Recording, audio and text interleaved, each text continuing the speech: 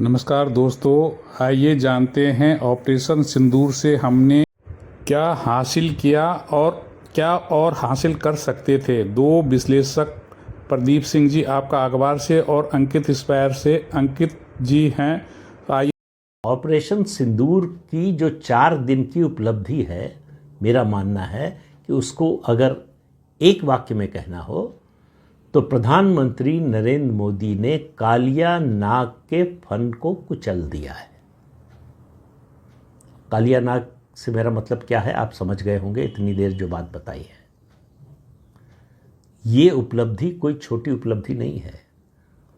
पाकिस्तान का जो nuclear bulb था वो हमेशा के लिए खत्म कर दिया है। अब पाकिस्तान की फौज और उनकी सरकार न्यूक्लियर हथियार के इस्तेमाल की बात सपने में भी नहीं सोचेंगे। सपने में भी अगर सोचने की कोशिश की, इसका सपना भी देखने की कोशिश की तो बिस्तर से गिर पड़ेंगे।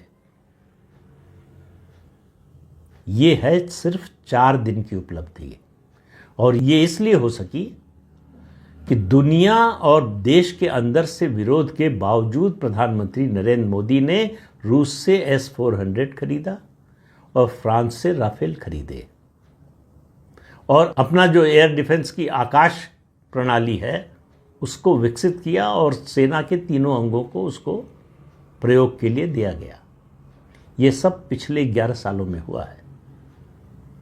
ये जो मेक इन इंडिया जिसका मजाक उड़ाया जाता था, ये आज मेक इन इंडिया के कारण हम विजयी दिखाई दे रहे हैं, विजयी हुए हैं। अमेरिका के कहने पर हम नहीं माने। कहानी यह थी कि हमने ही धमाके कर दिए थे। ये तो ट्रंप को टीआरपी गेम का रहना आता है, टीआरपी गेम समझ में आता है क्योंकि वो खुद पत्रकार रहा है, इसलिए वो सारे करे धरे काम को आधा घंटे पहले कर गया। बात तो 3:30 बजे ही हो गई थी। 5:30 बजे ट्रंप ठीकरा फोड़कर चला गया और हम 6 बजे लाइव आए। आधा घंटे का डिस्टेंस वो वैसे ही खा गया। ट्रंप की बातों में हमने अब सार निकाल लिया है। कर भारत रहा था क्रेडिट खाने की लड़ाई ये लड़ रहा था। जो आदमी 2 दिन पहले तक ये कह रहा हो कि ये भारत पाकिस्तान का आपसी मसला है, अचानक वो एक्टिवेट कैसे हुआ, जेडी वेंस कैसे एक्टिवेट हुए, मार्को रूबियो कैसे एक्टिवेट हुए, अब ये किसी को बताने की जरूरत नहीं है, क्योंकि इस प्राणी ने खुद ही क्लियर कर दिया है कि परमाणु हमले तक बात पहुंच गई थी। तो केवल युद्ध विराम के तरीके पर और समय को लेकर निराश होने की जरूरत नहीं है। भारत ने जो हासिल किया है 4 दिनों में, दुनिया का कोई देश नहीं कर पाया है। चाहे जितना शक्तिशाली हो, चाहे जितना जो है हथियार और आर्थिक रूप से संपन्न हो। रूस जैसा देश 3 साल से यूक्रेन से लड़ाई लड़ रहा है। इजराइल जैसा देश 1.5 साल से हमास से लड़ रहा है। तब भी वो उपलब्धि हासिल नहीं कर पाए जो हमने 4 दिन में कर ली। आज हम इस बात का विश्लेषण करेंगे कि प्रधानमंत्री के बयान के मायने क्या हैं। मैं पहले ही बता देता हूं, प्रधानमंत्री ने जो आधा घंटे का राष्ट्र के नाम संबोधन दिया, उसका सीधा सा सार यह था कि आतंकियों ने जो घटना हमारे देश में की उसका हमने उन्हें जवाब दिया। नंबर 1, हमारे देश के अंदर खून और पानी एक साथ नहीं बहेगा। अगर आप हमारे देश में खून बहाएंगे तो हम आपके देश को पानी नहीं देंगे, साफ है। नंबर 3, दुनिया ने हमारे स्वदेशी हथियारों की ताकत देख ली। इसका सीधा सा तर्क था कि ब्रह्मोस ने पाकिस्तान के नाको चने चबवा दिए। दुनिया अब ब्रह्मोस खरीदने आ जाए, हमने बढ़िया डेमो दे दिया है। चौथा, हमने उनको क्लियर कर दिया कि भारत आतंक के खिलाफ आने वाली समय पर ऑपरेशन सिंदूर को ही अपनी फुल टाइम स्ट्रेटजी बनाएगा। अपनी फुल टाइम स्ट्रेटजी का मतलब है, अगर आप हम पर हमला करेंगे, मतलब हमारे अगर आतंकी घटना होगी तो उसे एक्ट ऑफ वार माना जाएगा। और 5वां जो हमने सबसे इंपॉर्टेंट बात कही वो केवल इतनी थी कि भारत की स्थितियों में अब हमें कोई न्यूक्लियर धमकी ना दे, हम इन बातों से डरना बंद कर चुके हैं। भारत के प्रधानमंत्री की जो ये 5 महत्वपूर्ण बातें थी, ये इन्होंने अपने आधा घंटे के संबोधन में कही। समस्त भारतीय एक सवाल के जवाब को ढूंढने के लिए इस सत्र में एकत्रित हुए थे, और वो ये था कि प्रधानमंत्री पीओके पर आप क्या बोलने वाले हैं, क्योंकि आज से पहले आपके राष्ट्र के नाम संबोधन में हमने बहुत कुछ पाया है और ये देश नोटबंदी को आपके बयानों से याद रखता है। तो क्या पीओके पर कोई बयान देंगे? क्या प्रधानमंत्री ने कोई बयान दिया? प्रधानमंत्री ने बयान दिया कि अब पाकिस्तान पर बात केवल और केवल कश्मीर पीओके पर और आतंक पर होगी। आपसे चर्चा इस बात पर होगी कि पाक ऑक्यूपाइड कश्मीर का क्या होगा। हम आपसे केवल इन विषयों पर ही चर्चा करेंगे और कोई आपसे बातचीत नहीं होगी। इसका मतलब भारत ने अपने एजेंडे में अब पीओके को डाल दिया है, इसी विषय को लेकर बात होगी। हमारे प्रधानमंत्री ने जो भी बातें कही उन बातों को तो आपने अब तक सुन ही लिया होगा। अब मैं उससे आगे के विश्लेषण पे हूं, और विश्लेषण इस बात का कि क्या भारत पीओके लेने वाला है, क्योंकि अल्टीमेटली सबने इनको बधाई दे दी। सवाल वही खड़ा रहा, पीओके का क्या हुआ और पीओके इस बार क्यों नहीं, क्या हमें निराश होने की जरूरत है? तो साथियों, भारत ने जैसा स्पष्ट कहा कि अब पाकिस्तान से बात केवल पीओके के बारे में होगी, तो क्या हम यह मान लें कि पीओके के लिए बात होगी लेकिन ऑपरेशन सिंदूर में तो नहीं होगी? चलिए हम एक बार के लिए यह बात मान ही लेते हैं। इसके पीछे का थोड़ा सा तर्क जान लीजिए, और उस तर्क में फिर से मैं एक बार इंदिरा गांधी जी को आपके सामने लेकर आऊंगा। साथियों, वर्ष 1971 की बात है। 1971 में पश्चिमी पाकिस्तान और पूर्वी पाकिस्तान में, इस कहानी को थोड़ा ध्यान से सुनिएगा और आज से इसे रिलेट करिएगा, सारी कहानी समझ में आ जाएगी। पश्चिमी पाकिस्तान और पूर्वी पाकिस्तान के बीच में कन्फ्लिक्ट मचा हुआ था। कन्फ्लिक्ट ऐसा कि पूर्वी पाकिस्तान यानी कि बांग्लादेश के जो मुसलमान थे, इन्हें पश्चिमी पाकिस्तान के मुसलमान इज्जत नहीं दिया करते थे। कहते थे कि तुम बंगाली मुसलमान हो, तुम असली नहीं हो, तुम कन्वर्टेड हो, असली तो हम बाबर और इनके तो सब हम ही हैं, गजनवी की औलादे तो हम ही हैं, तुम तो केवल बदल गए हो। इस तरह से इनको दोयम दर्जे का मुसलमान मानकर ट्रीट किया जाता था। इतना बुरा ट्रीटमेंट होता था कि पूर्वी पाकिस्तान से अगर कोई चुनाव भी जीतता था तो उसे संसद में प्रॉपर प्रतिनिधित्व नहीं मिलता था। सेना के प्रमुख पदों पर पश्चिमी पाकिस्तान का ही हक हुआ करता था। संसद के अंदर बटी हुई सीटों में पूर्वी पाकिस्तान का प्रतिनिधित्व लगभग इस तरह से था कि जीतने के बाद भी तुम्हारा कुछ नहीं होगा। लेकिन शेख मुजीबुर रहमान, जो कि शेख हसीना के फादर थे, उन्होंने पूर्वी पाकिस्तान में एक जन चेतना फैलाई और कहा कि अगर हम मेजॉरिटी सीट जीत जाएंगे तो पूरे पाकिस्तान की संसद पर हमारी सरकार बनेगी और हम मेजॉरिटी से शासन करेंगे। हुआ भी यही। शेख मुजीबुर रहमान ने पूरे पूर्वी पाकिस्तान के लोगों को एक किया और अपनी पार्टी को चुनाव जिता दिया। आवामी लीग चुनाव जीतती है और पूर्वी पाकिस्तान की सरकार पाकिस्तान में बनने वाली होती है। लेकिन सेना, जो कि पश्चिमी पाकिस्तान के लोगों से बनी हुई थी, वो इस बात पर नाराज हो जाती है और वो दमन शुरू कर देती है पूर्वी पाकिस्तान के लोगों का, जो सरकार चलाना चाहते थे कंप्लीट पाकिस्तान की। लेकिन इस बात से सेना खफा हो जाती है और पूर्वी पाकिस्तान के जो राजनीतिक कार्यकर्ता थे शेख मुजीबुर रहमान के नेतृत्व में, उनका दमन शुरू हो जाता है। दमन इस तरह से कि सेना हर राजनीतिक कार्यकर्ता को देखते ही या तो मार देती या उनके साथ अत्याचार करती। महिलाओं के साथ बलात्कार, बच्चों के साथ अत्याचार, पुरुषों को देखते गोली मार देना, लाखों की संख्या में नृशंस हत्याएं होने लगी, क्योंकि सेना की असली पावर पश्चिमी पाकिस्तान के पास थी। पूर्वी पाकिस्तान से परेशान होते हुए लोग, जिन्हें आप बांग्लादेश कहते हैं, वो बड़ी संख्या में भारत में एंट्री करने लगे। भारत इस बात से व्यथित था। इंदिरा गांधी जी की सरकार थी। इंदिरा गांधी जी इस बात से परेशान हुई कि इस तरह अगर चलता रहा तो बड़ी संख्या में पूर्वी पाकिस्तान से लोग भारत में एंट्री कर जाएंगे और उनकी परेशानी फिर हमारे देश के लोगों की परेशानी बन जाएगी। पहले ही धर्म के नाम पर ये लोग विभाजन करा के अपने लिए अलग देश मांग लिए, अब ये लोग हमारे देश में फिर और घुस जाएंगे और हिंदू जहां रहते हैं उन क्षेत्रों पर ये कब्जा करने लगेंगे। इनके लिए यहां जगह नहीं है, इन्हें वापस भेजा जाना चाहिए और ऐसे में वहां शांति होना जरूरी है। इंदिरा गांधी ने पूरी दुनिया भर के नेताओं से संपर्क साधा कि देखो, ये दोनों हिस्सों में जो लड़ाई चल रही है, कृपया करके इसे रोको, क्योंकि ये दोनों हमारे लिए अब अच्छी बात नहीं है। दुनिया के देशों ने हमसे कहा कि ये उनका इंटरनल मैटर है, तुम्हारे पास रिफ्यूजी आ रहे हैं तो तुम रोक लो, तुम अपनी तरफ से कोई एक्शन ले लो। भारत ने लाख दुनिया को समझाने की कोशिशें की। भारत ने कहा कि देखो, कुल मिलाकर के उनका आरोप हम पर है कि हम मुक्ति वाहिनी, जो पूर्वी पाकिस्तान की सेना है, उसको हम मोटिवेट कर रहे हैं, बांग्लादेशियों को हम मोटिवेट कर रहे हैं। पश्चिमी पाकिस्तान हमें दुश्मन मानता है और वो ये कहता है कि तुमने बांग्लादेशियों को भड़का रखा है, पूर्वी पाकिस्तानियों को भड़का रखा है। इस चक्कर में वो लोग नया देश चाहते हैं, इस चक्कर में वो शासन चलाना चाहते हैं और उन्होंने हमसे दुश्मनी बना ली है। लेकिन हमारी किसी ने एक ना सुनी। खैर, समय बीतता गया। इंदिरा गांधी जी ने इसी बीच में सैम मानेकशॉ को बुलाया। सैम मानेकशॉ को बुलाया गया, ये वो तस्वीर है और इस तस्वीर के बहुत मायने हैं साथियों। एक अभी सैम बहादुर करके फिल्म आई है, विक्की कौशल उसके अंदर अभिनय कर रहे हैं। आप उस फिल्म को देखेंगे और ये दृश्य आपको स्वतः ही समझ में आएगा कि इस दृश्य की क्या ग्रेविटी थी। सैम मानेकशॉ इंदिरा गांधी जी के सामने बैठे हैं और सामने बैठ करके इंदिरा गांधी जी उनसे कहती हैं कि सैम, हमें बांग्लादेश को आजाद कराना चाहिए या पूर्वी पाकिस्तान को तोड़ देना चाहिए, हमें पाकिस्तान पर हमला कर देना चाहिए। सैम मानेकशॉ तुरंत मना कर देते हैं। आज की कहानी इसी इंसिडेंट से जुड़ी हुई है। जब इंदिरा गांधी जी कहती हैं कि सैम हमें पाकिस्तान के साथ युद्ध लड़ना चाहिए, मानेकशॉ मना कर देते हैं कि नहीं मैडम प्राइम मिनिस्टर। इस बात को सुनते ही इंदिरा गांधी जी एकदम परेशान हो गई कि सेना हमारे बात का आदेश का पालन क्यों नहीं कर रही है।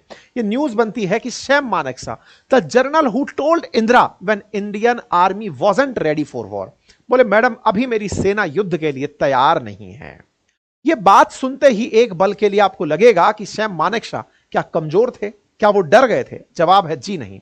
उन्होंने कहा मैडम प्राइम मिनिस्टर आपने अभी ये बात बोली है, मेरी सेना को पूरे देश से मूव होने के लिए, मुझे बांग्लादेश के बॉर्डर तक ले जाने के लिए, बारिश का जो मानसून का काल है इसे काटने के लिए समय चाहिए, क्योंकि इस समय पर पश्चिम बंगाल के बाद जो पूरी पाकिस्तान वाला हिस्सा है वहां पर इस तरह पानी भर जाता है कि मैं मेरी सेना को वहां नहीं पहुंचा पाऊंगा।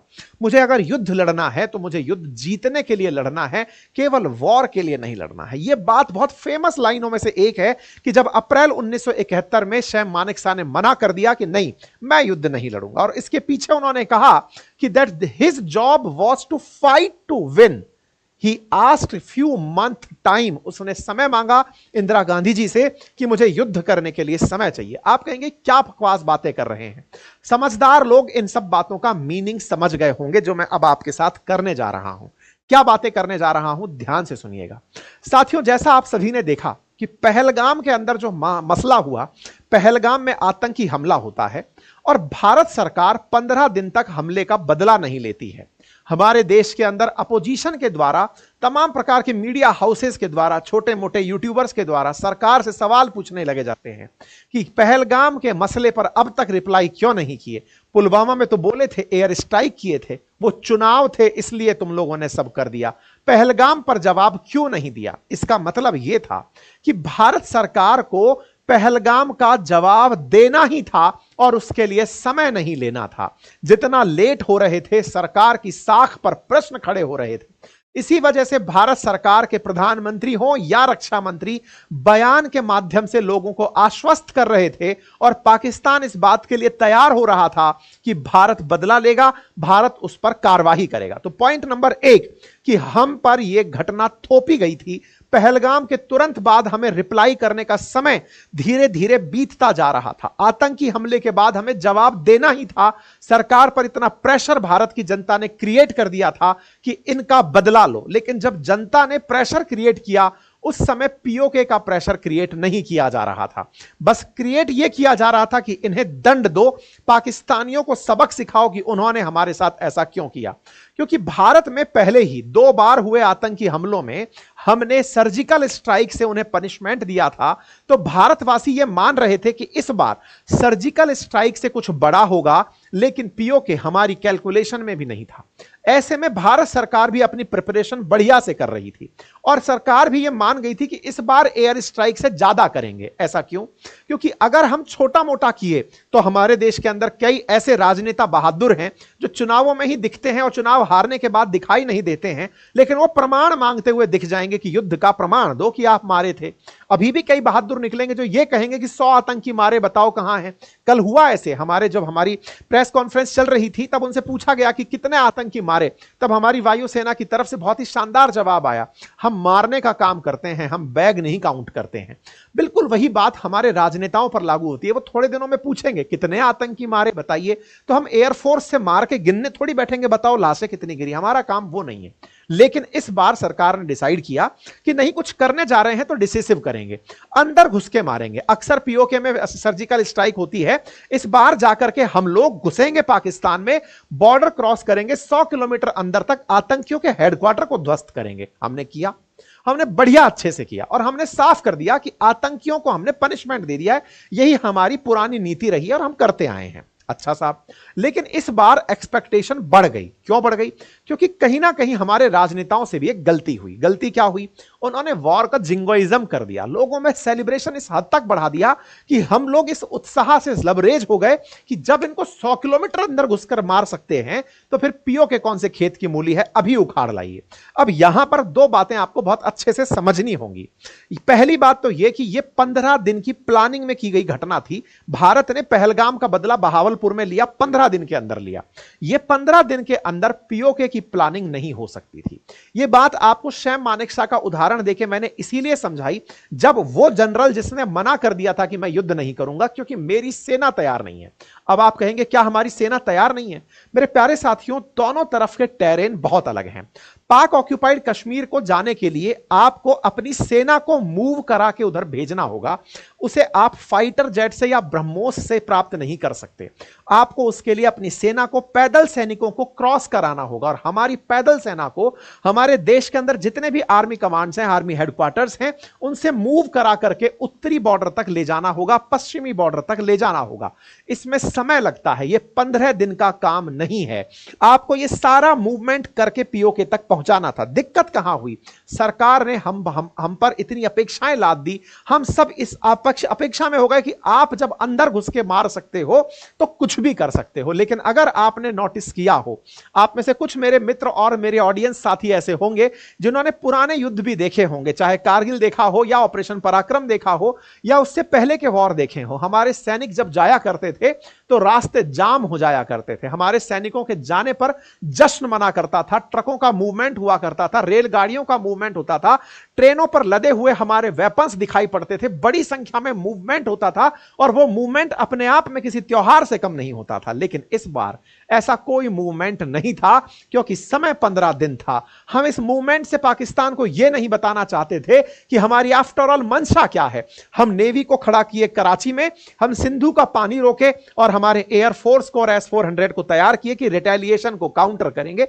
सब लोग तैयार हो जाओ। लेकिन सेना का मूवमेंट कहीं नहीं करवाए। सेना का मूवमेंट हुआ तो वो बहुत ही लिटिल स्केल पर हुआ। जो इधर उधर थे उनको बस एडजस्ट किया गया, कहा गया कि बस आपकी छुट्टियां रद्द हैं, जो अपने अपने फील्ड पर हैं वापस लौट आए। बस इतना ही मूवमेंट हुआ। इसका मतलब यह था कि हमारी सेना पीओके के लिए इन 15 दिनों में तैयार नहीं थी। और इस बात को बिल्कुल भी अपने अंदर राष्ट्र भावना को कम होते मत देखिए। हर चीज का एक समय होता है। भारत की जनता क्या चाहती है, इस देश की सरकार ने आप लोगों के द्वारा दिए संदेश से अच्छे से समझ लिया है। उन्हें यह समझ में आ गया है कि अब पीओके से नीचे कुछ बर्दाश्त नहीं है। आने वाले समय में अगर आतंकी हमला होता है तो भारत सरकार आगे से ऑपरेशन सिंदूर जब करने जाएगी तो भारत की जनता ऑपरेशन सिंदूर से खुश नहीं होगी। उनका स्टेटमेंट अब सरकारों तक जा चुका है कि सर, आतंकियों के सर कलम करने से नहीं, इनके सर को उखाड़ फेंकने से काम चलेगा, इस पूरे देश को बर्बाद करने से काम चलेगा। क्यों?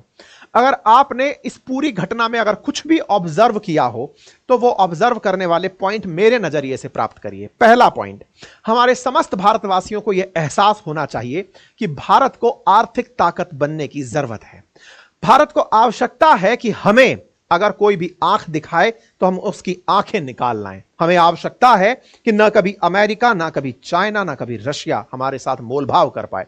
आप कहेंगे ये कैसी बातें कर रहे हैं? मेरे प्यारे साथियों, आज जो भारत के साथ हुआ ये तो आपको तब समझ में आएगा जब चाइना का आपको स्टैंड समझ में आएगा। साथियों, चाइना पर अमेरिका ने कुछ दिनों पहले ही अपनी तरफ से टैरिफ लगाया था। उम्मीद है आप सबने मेरे सेशंस के माध्यम से सुना भी होगा। 145% अमेरिका ने टैरिफ लगा दिया था। आपको जानकर आश्चर्य यह भी हुआ कि खुद चाइना ने बदले में उन पर 125% टैरिफ लगा दिया। टैरिफ युद्ध चलता रहा। आज का अपडेट मैं आपको सेशन के अंत में इसीलिए दे रहा हूं क्योंकि चाइना के ऊपर से अमेरिका ने टैरिफ हटा दिया है और हटाकर उसे 30% कर दिया है। और चाइना ने अमेरिकी सामानों पर 10% टैरिफ कर दिया है। यह कैसे संभव हुआ? चाइना जो अमेरिका को आंखों में आंखें दिखा रहा था, वो अमेरिका को अपनी शर्तों पर मनाने में कामयाब कैसे हुआ? क्योंकि चाइना ने खुद को दुनिया का प्रोडक्शन हाउस बना लिया था, सप्लाई चेन इकोसिस्टम का बादशाह बना लिया था। मेरे प्यारे साथियों, बयानों में और सोशल मीडिया पर लिखी चैट में हमें जीतने का कोई मकसद नहीं। हमारा उद्देश्य स्पष्ट है कि हम देश को प्रथम बनाएंगे। और हम सभी भारतीयों को अब यह भी समझ में आ गया है कि जब जब हमारा टैक्स कटता है तो वह हमारी सुरक्षा में बढ़ता है। आज S-400 बॉर्डर पर खड़ा रहा, ब्रह्मोस दुनिया के बॉर्डर क्रॉस करके छेदती रही, या राफेल जाकर के हमारे ही सीमा में खड़ा होकर दुश्मनों को मिटाता रहा। यह तभी संभव हुआ जब कोई भारतीय बढ़िया से पैसे कमा रहा था, टैक्स नंबर 1 से तय कर रहा था और उसी से रक्षा विभाग अपने लिए हथियार खरीद रहा था ताकि हम चैन की नींद सो रहे थे। मतलब किसी देश के अंदर अगर आर्थिक ताकत बनने की क्षमता है तो वह निर्धारित होती है कि उस देश ने कमाया कितना। मेरे प्यारे साथियों, बात रक्षा बजट की हो तो हम कहते हैं कि भारत का रक्षा बजट पाकिस्तान से 8 गुना ज्यादा है, लेकिन यह कहते हुए सोचना चाहिए कि चाइना का भारत से 4 गुना अधिक रक्षा बजट है। यह तभी है जब चाइना हमसे कई गुना अधिक कमाता है। हमसे अमेरिका का 10 गुना अधिक रक्षा बजट है। यह तभी है जब अमेरिका हमसे कई गुना अधिक कमाता है। तो सबसे इंपॉर्टेंट जरूरी जानकारी जो यहां पर है वो ये कि अब समस्त भारतीयों को भारत को आर्थिक शक्ति बनाने की कसम खानी होगी। और यह कोई बहुत दूर का सपना नहीं है भारतीयों।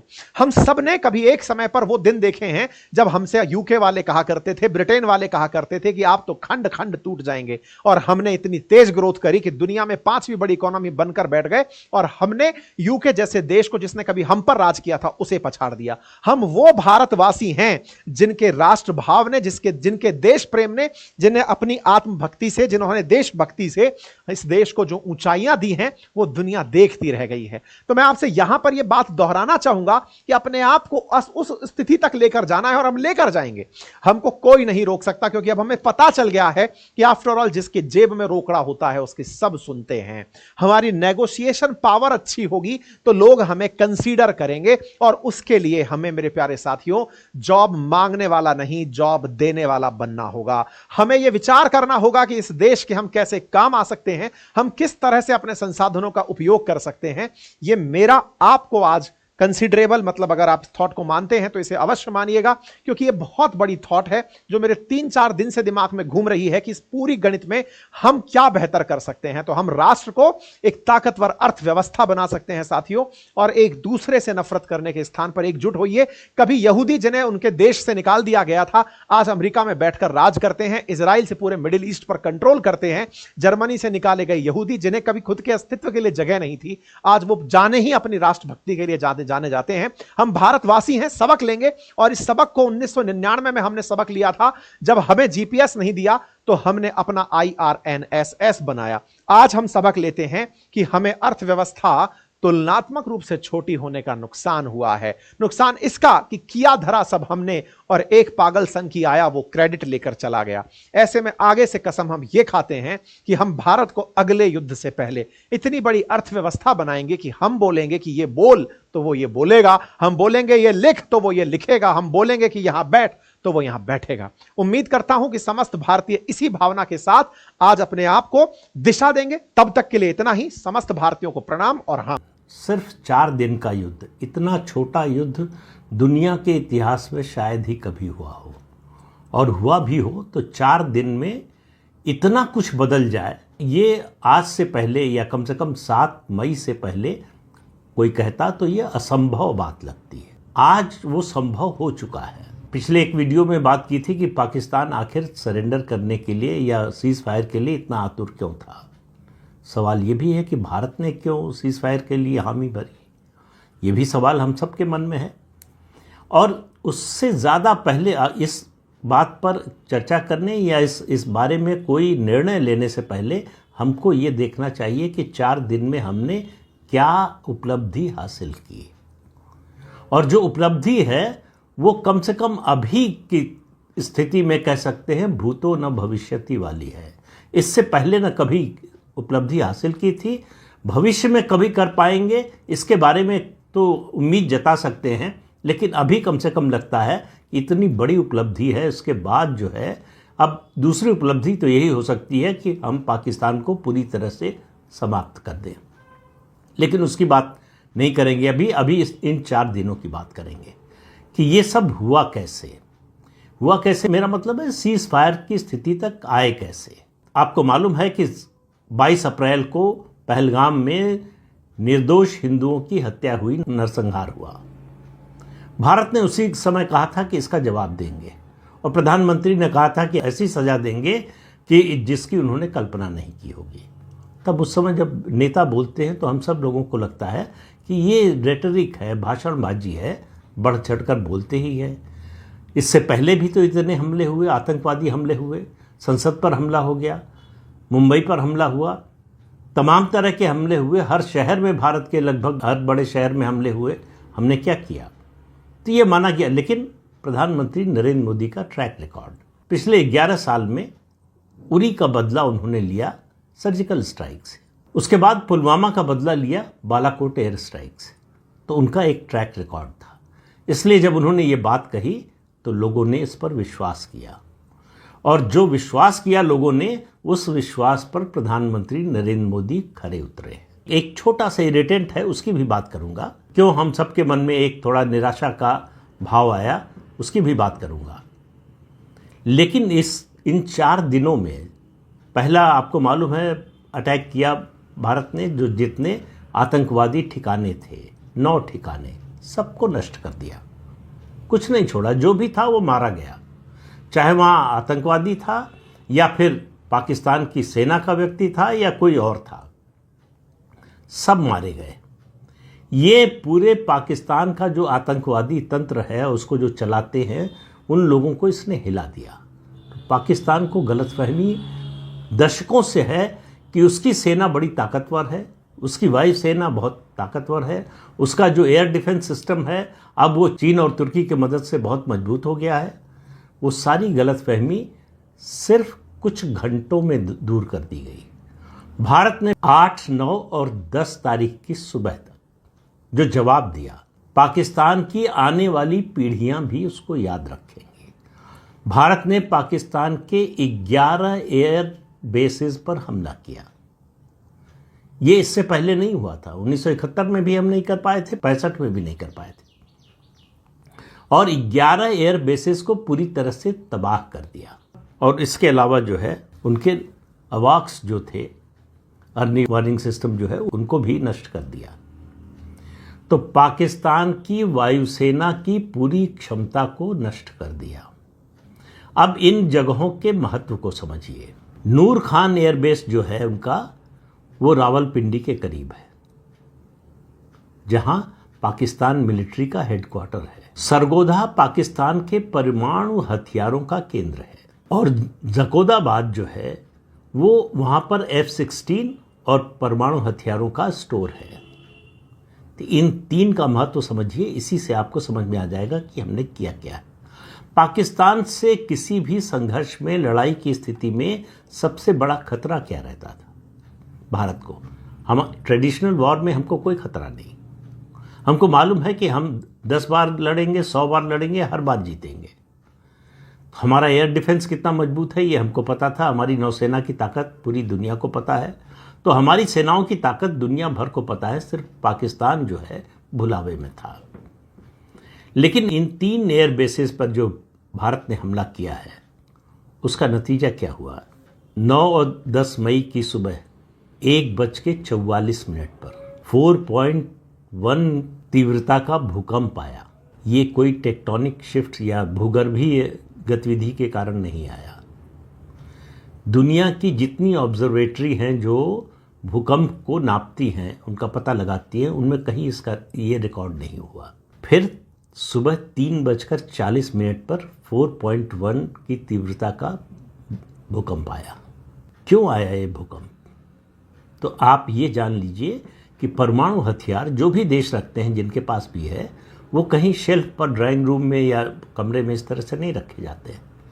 वो ज़मीन से कम 40-50 मीटर नीचे रखे जाते हैं, बंकर बनाकर रखे जाते हैं, और फोर्टिफाइड बंकर होते हैं कि कोई भेद न सके, तोड़ न सके। हमारे ब्रह्मोस ने उस बंकर को, जहां न्यूक्लियर हथियार रखे थे, उसको भेद दिया। ये जो नींद उड़ी चीन की, अमेरिका की और पाकिस्तान की, तो नींद हराम हो गई, वो इसी वजह से। तो ब्रह्मोस का महत्व इससे समझिए। ब्रह्मोस ने जहां पाकिस्तान के न्यूक्लियर हथियार रखे थे, उस बंकर में, उस फैसिलिटी में घुसकर मारा है। इसलिए इस बात की चर्चा बहुत तेज हो रही है कि वहां क्या न्यूक्लियर रेडिएशन हुआ है। अब इसका पता कैसे चलेगा? तो रावलपिंडी में अगले दिन एक जहाज उतरा इजिप्ट से, इमरजेंसी शिपमेंट लेकर। तो इमरजेंसी शिपमेंट क्या था? हथियार थे, गोला बारूद था, क्या था? नहीं, इसमें बोरोन था।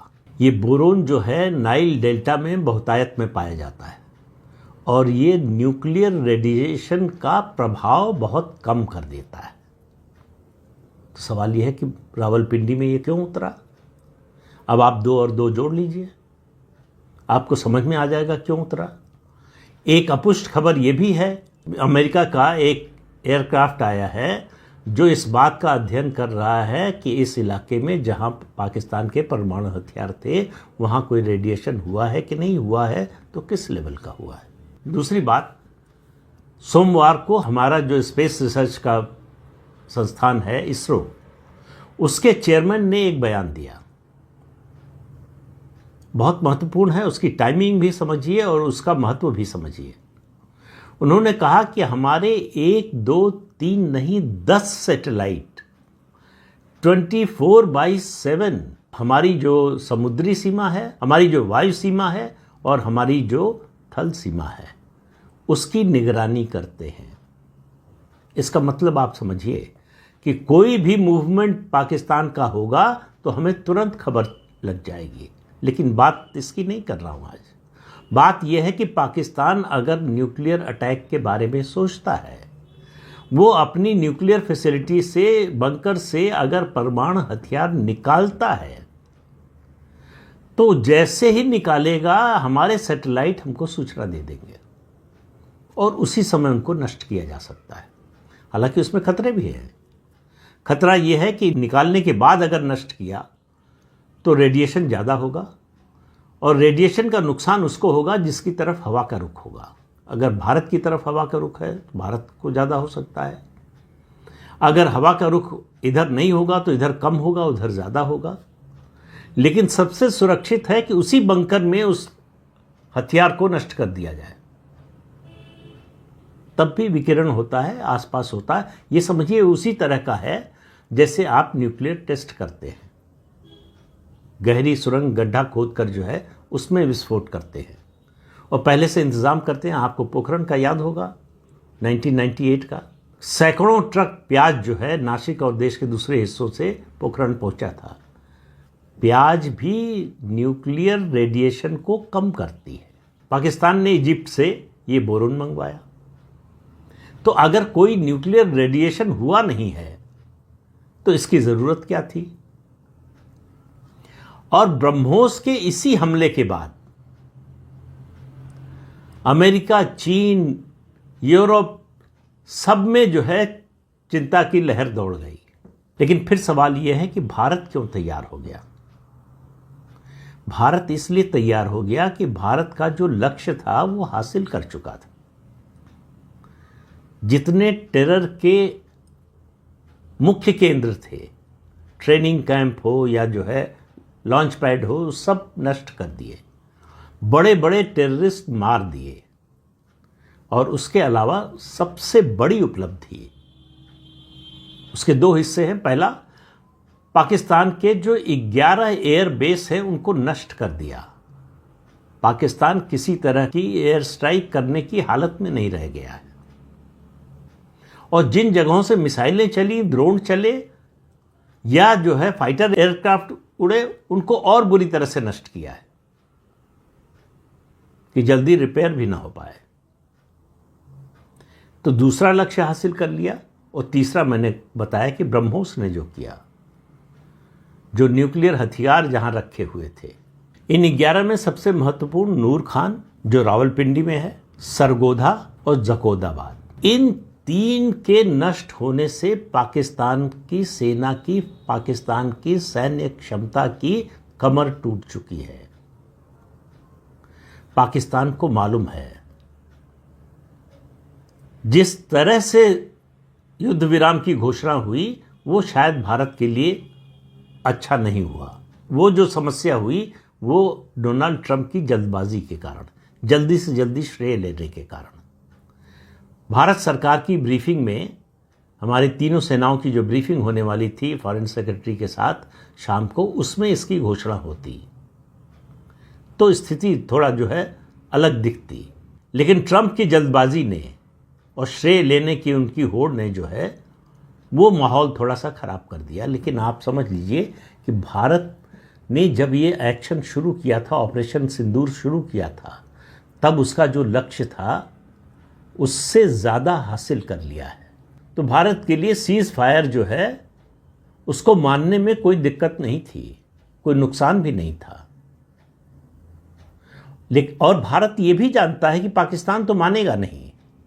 ये जो हमको लगता है कि हम मौका चूक गए, इस समय ख़त्म कर सकते थे, तो पाकिस्तान मानेगा नहीं। मैंने पिछले वीडियो में बताया कि उसकी प्रवृत्ति क्या है। तो उसकी प्रवृत्ति जो है वो उसको युद्ध करने के लिए उकसाती रहेगी। और आप मान कर चलिए कि आने वाले कुछ दिनों में पाकिस्तान फिर से एक आतंकवादी हमला करने की कोशिश करेगा, खासतौर से जम्मू कश्मीर में।